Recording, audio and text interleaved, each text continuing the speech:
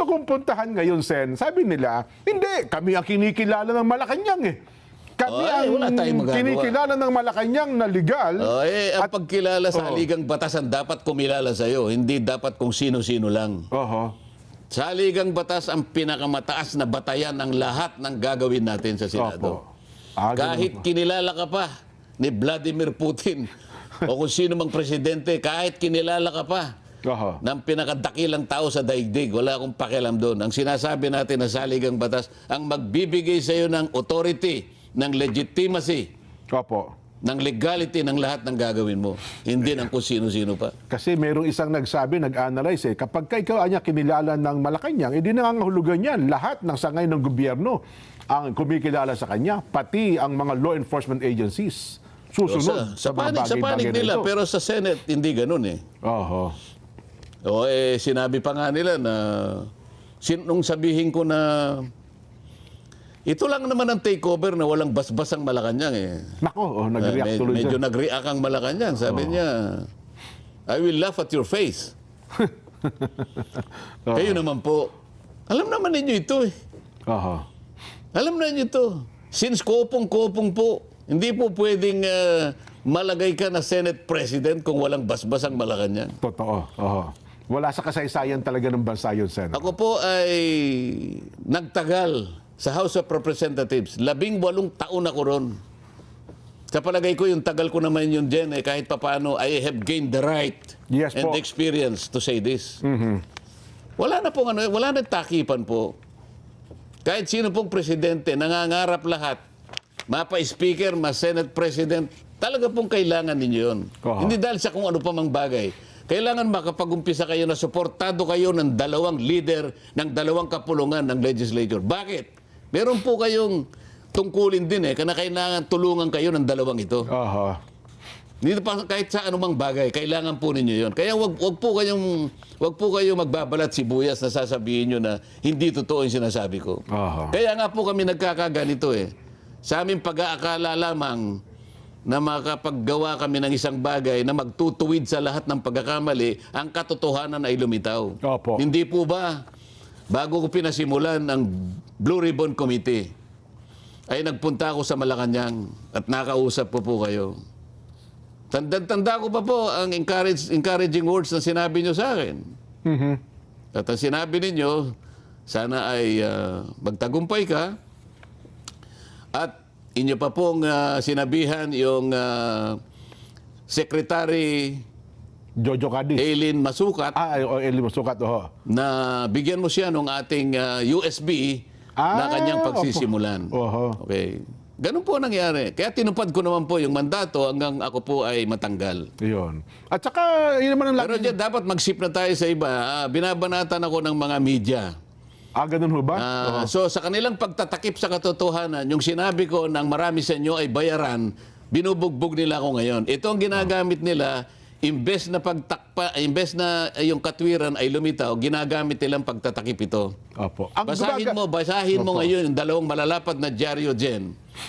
Ang tanging ginawa nila, yung litrato ng session hall na nandun nakaupo, yung 18 Marines, yun lang, nilitrato lang. Pero yung sinabi ng lahat ng mga nandoon na mga Marines at saka mga sundalo, kahit isa walang... Yun po ba ay hindi pagtatakip ng katotohanan?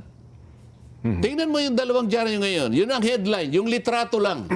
Wala nang iba. Ang kanilang ipinagdiwang ngayon ay yung sinasabi ng ibang dating mga Senate President, Franklin Drilon, Coco Pimentel, na yung 12 sa Abilino versus Cuenco ay ganito at ganyan. Actually, sana tatanong ko sana sa inyo, Sen, pero nabanggit nyo na rin po naman. Hindi po akong original na nagsabi ng marami sa inyo ay nababayaran. Gusto kong ipakita. Pwede mo masinag ng ito, pwede nyo bang ipasinag para makita ang librong ito? Ano ang title ng librong ito na hawak ko? Ayan. Babasahin ko dyan, News for Sale. The Corruption and Commercialization of Philippine Media. Hindi po ako nagsulat nito. Ang nagsulat po nito mismo ay kasama ninyo Ayoko na po magbanggit ng mga pangalan. Babanggitin ko na lang po ang ilan sa mga sinabi nila para lang Ito po. Malu Mangahas, then PPC Executive Director, said in a report to Press Council members that Manila Times reporters said they believe that up to 90% of their colleagues were open to accepting money given by their sources. The practices, this reporter said, was most prevalent among tabloid correspondents who are among the poorest paid in the profession. Reporters cited the following reasons for accepting bribes: the system itself, their having gotten used to it, peer pressure, and acculturation, a lack of understanding of journalism and journalism ethics, and the need for cash. When asked about specific cases of media corruption they know about, reporters recited a litany of sins. Reporters receiving monthly returns from 5,000 to 10,000 pesos. 2004 edition lang po ito, ha. Finance foreign trips, night outs in pubs, sauna baths and restaurants, contract brokered by corporation with promised commissions in exchange. 5 to 6 figure sums paid for various services, even ₱1 million fee, good for 2 years for a group of reporters tasked to set up a consultancy agency by their sources. Napakarami pong gusto kong basahin dito eh. Hindi po ako nagpasimula nito. Corruption is damaging the media's credibility and undermining their potential as an information source and as a tool for strengthening Philippine democracy. The excesses committed by corrupt journalists have eroded the goodwill that the media should otherwise be enjoying because their role in chronicling and making sense of important events in the nation's turbulent history. Instead, corruption is fanning popular skepticism and cynicism about journalism. Many citizens now think that media are grasping and greedy lot, as corrupt as the politicians they report about. Ang dami nito, Jen. So, hindi po ako nagpasimula nito. Ngayon po ay makikita natin ang manifestation as ebidensya. Kagaya na binanggit ko kanina. Opo. Habang kami nagsesesyon kahapon, binanggit ni Alan Peter, Senate President, ang iba't ibang mga banners ng mga periodiko, iba't iba. Pero hindi man lang sinabi nila na si Alan Peter Cayetano ay siya pa rin ang nananatiling Senate President. Ang ibinubunyag nila ay yung takeover nila. Na base na rin doon sa ginagawang pagsusuporta ng mga kapanalig nilang mga judges, mga ex-magistrate ng Korte Suprema. Opo. Mga ex-Senate President. Pati yung Integrated Bar of the Philippines. Ay, pa nga pala. No? Alam mo dyan, kabilang ako dyan eh. Kasi pagka-abogado, member ng IBP. pagka ikaw abogado at napasa ka sa bar, automatic kasi member ka ng Integrated IBP. Bar. Alam mo, dapat siguro ay isang araw, ito ay ma-review ng Korte Suprema kung tama pa ito eh. Kasi mandatory kaming member niyan. Kung ako dyan, meron lang power na sabihin ko sa Korte Suprema na pwede bang tumiwalag na ako dyan, titiwalag ako dyan eh. Bakit? Gagawa sila ng posisyon without even getting the feedback from their members. Siguro yung Pangulo ng IBP ngayon o kaya yung kanyang Board of Directors lang ang nag-usap-usap, 3 o 4 sa kanila. Pagkatapos, tatangkay nilang sabihin, ito yung posisyon ng entire IBP. Integrated Bar of the Philippines. Kasi nakalagay-lagay, National President, IBP, para bang yun ang paninindigan ng lahat ng abogado? Hindi totoo yun, Jen. Kailanman hindi magiging paninindigan. Sabi ko nga sa iyo, kahit na mga bar plankers, alam nila na yung Abilino versus Cuenco, hindi aplikable. Ang doktrinang natanghal dyan, the doctrine that was established in Abilino versus Cuenco, is that any member of the Senate who is outside the Philippines is already outside the coercive jurisdiction of the Senate. Alam mo kasi sa LGU, Jen, sa mga abogadong nakikinig po, tingnan po ninyo yung La Carlota cases. Pati yung kaso. Pati yung kaso ng Zamora versus Caballero. Sinasabi dyan, kapag kayo'y wala sa Pilipinas, ito LGU na lang ito, Jen. Local government. Wala kayo sa Pilipinas, you are outside the coercive jurisdiction of the Sandigan Bayan or provincial, provincial ano Board na yung, office. hindi, panlalawigan. Pamahalaan panlalawigan. Oo. Opo. O kahit na barangay council. Yan po yung doktrina ng in-establish ng Korte Suprema. Aha. Pag wala kayo sa bansa, you are outside the coercive jurisdiction or order of either the Senate or the respective local government council. Aha. So yun lamang po yung doktrina. Wala pong sinasabi na kung 12 ay po pwedeng maging basihan ng quorum. No. Wala po sinasabi. Ang saligang batas po ang final arbiter. At sa Senado naman po, ang tuntunin ay siya po ang dapat na masunod. Yun. Baka nandiyan yung ating pinano kay para Direk, discuss sige nga natin. po. Direk, ibigay mo ihabol nga yan. natin ng ilang minuto. 5, ayan, Sen. O yan, ikaw nagbasa doon sa party ng Berde, Jen. Tingnan mo nga. Palakihin nyo nga yun. Paki-zoom in mo nga yung with 12 senators presented. Yung naka-Berde. Opo. Pwede bang i-zoom yun? Business obsession. Hindi, meron naka-Berde, di ba? Ganun po. Paki-zoom mo nga, direct, para na sa ganun ay mabasa natin. Parehas kami malawang. Yan. Para na sa ganun ay may share natin. Oh. Taas mong konti para mabasa natin. Oh. Wala, dahan-dahan. Yung nasa Berde. Yeah. Oo. Explaining that of... Hindi yung nasa Berde lang ngayon, yung Ito, with yun the... Mag-umpisa ka sa with. Ayan, yan na nga po. With 12 senators present, Oo. the chair declared the presence of a quorum. Oo. Kasi Opo. ginagamit nila yan dahil 12 Oo. Oo. Tuloy mo. Explaining that of the total membership of 24 senators, 4 senators were out of the country and therefore were not counted in the determination of a quorum. Okay. So, Oh, 4 ang wala, 24 minus 4, 20 na lang. 20, yes po. So, ano yung quorum? 11? 11 O po. kaya yung 12 pwede na. Sobra pa po So, sa alam nila yan eh. Oho. Ibig ko sabihin, ang doctrinal issue dito, pag wala ka sa bansa, Hindi ka kasama sa hindi ka bilang. kasali. Opo. Oh. Pagkatapos, hindi nila alam yung special session na tinawag ni Pangulong Duterte nung nagkaroon ng COVID-19 Opo.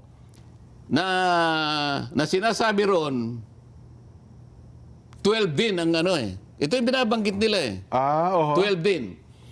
Pakita mo yung isa ngayon, yung naunang binigay ko sa iyo direct. Para lang makita. Yan. Ayan yan, Jen. Yung roll call. Doon sa roll call, ang nandun lang 12, sabi niya. Oho. Makikita mo yung 12 ang mga pangalan dyan, ano? Yes po. With 12 senators present, sabi niya sa baba, The chair declared the presence of a quorum. So 12 na naman, ano? Yes po, oo. Ginagamit nila yan. Senators Angara, itaas mo. Ayan. Senators Angara, Binay, De La Rosa, Drilon, Ontiveros, Marcos, Pangilinan, Pimentel, Villanueva, Villar, and Subiri were unable to physically attend the session. Okay. Opo. Okay? So bakit nila ginawang with 12 senators? Kasi, Jen, hindi nila sinasabi, 8 dyan sa mga binanggit ko, nag-phone patch. Nag-phone patch. So 8 plus 12, Oho. 20 na naman. Oho. Ano yung quorum? Di 11. Kaya 12, tama na. So, mobra pa ng isa. Yan po yung yan ang hindi nila po sinasabi sa inyo. Diyan po sa 11 na wala, yung 8 po ay nakapag-participate by way of phone patch. Kasi nga po, meron pong COVID-19 noon, kaya pinayagan yan. Oho. Wala pang teleconferencing noon eh. Yes po. Phone patch lang ng So sa time phone patch po, yung 8. Oho. Hindi ko lang po madistingi kung sino sa 8 ang nakagawa ng paraan para sa gano'y makiayon doon sa agenda tinatatalakay nung 12. Pero yun ata siya ay mayroon daw hindi pangkaraniwang pangyari kasi nga COVID nung Kaya time nga, na. Oho. pero kahit na papano, yung 8, kahit na phone patch, ay pinayagan. Ay kinilala. Kahit physically, wala sila dyan. Oho. Yan po yung hindi nila masyadong ipinapaliwanag. Sa mga tweet, mabigat talagang pananagutan na 13 talaga. Opo. Ang circumstansya lamang na pwedeng magbago yung 13, alam na natin, wala. Sa bansa. Wala sa bansa. Yung iba naman, true phone patch nakahabol. Oho. So hindi magbabago yung 13. Immutable yun. Oho. It's an immutable rule. Yung quorum ay palaging 13. Labas sa 13, lahat ng gagawin mo Walang legitimacy. Walang legality. Oho. Walang regularity. Nako. Pero paano, ano mangyayari sa Lunes, Sen? Kasi na-expect Hindi naman ako manghuhula. Bakit mo ako tatawagin? Hindi, pero sabihin, ano magiging larawan sa Monday? Kasi Sana man lang. ipatatawag din daw yung 18 eh. Ako hindi ko alam kung anong mangyayari. Pero ako, ang ano ko na lang, ang pag-asa ko na lang. Opo. Sana yung wala sa katwiran, aminin na nila. Sana maayos namin sa isang paraan na aminin nila kung ano talaga yung nasa batas. Oho. Kung ano talaga ang nasa saligang batas. Kung ano yung nasa tuntunin mismo ng Senado. Madali naman, kagaya ng pinaliwanag ko sa iyo, wag na nilang gamitin yung mga jurisprudence ng pamali. Kahit na bar flankers dyan, tatawanan sila. Oho. Lalo naman, yung nagkukunwang merong legal background. Lalong-lalo naman yung nagsasabi na let us bend the law. Oho.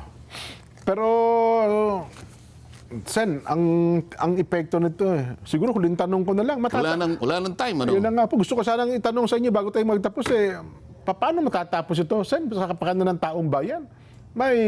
Ako gusto kong matapos ng maayos. Oho. Hindi ko alam sila kung gusto na rin matapos ng ganun. Oho. Mukhang malaki na epekto nito sa buong bansa, Sen, ha?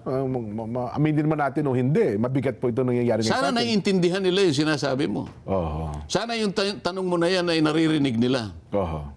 At sana maisip nila sa kanilang puso na mali sila at pumayag silang ayusin namin sa pamagitan ng mga batas, sa panig mismo ng saligang batas. Ayun, yung mga umiiral na batas. O paano, eksaktong alas 6 po ng hapon yung mga pagbati po niyo, next time na. Pasensya na kayo, no? Pero umaasa naman kami, naging kapakipakinabang po ang inyong panonood sa amin. Kung hindi man namin kayo nabati, wag na po kayo magdamdam. Sen, salamat po ng marami. Lalo naman akong nagpapasalamat sa kanilang lahat dyan at Opo. nagkaroon tayo ng pagkakataon na talakayin kahit medyo mahirap. Sana man lang yung mahirap na mahirap napadali ng konti. Opo. Lalo na yung paghahalimbawa na ginawa natin. Ikaw mismo, naliwanagan mo yung parte na kung saan kinuwestiyon nila yung 12, Pero March 26, 2026, pero yung 12 ginamit nila noong June 3, 2026. Ayan. Kaya makikita mo ngayon kung sino ang wala sa katwiran at kung sino ang nagtatali-talinuhan. Sana'y nagnigning ang katotohanan, Sen, ha? Para tayo maging malaya.